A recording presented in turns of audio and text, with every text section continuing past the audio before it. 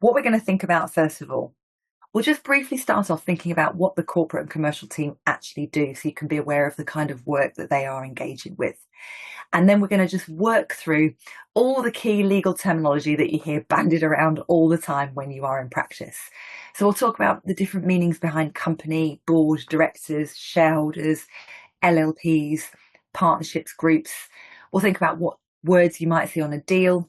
We'll look at the documents in a deal. So we'll talk about heads of terms, MOU term sheets, parties, and you can see we're going to try and simplify and explain all of the things that you may come across that actually people in practice tend to not realise that they don't know what they're talking about. So it's absolutely fine if someone throws out a random term and you're not sure what they mean.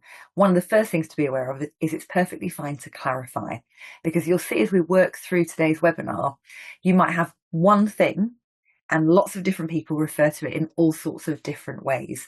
So don't ever be afraid to say, oh, can you just explain what you mean there? Because actually you might find out that they meant something completely different, or they were just using a different term to explain the same thing. So we're going to work through all of the different terminology and simplifying it where we can.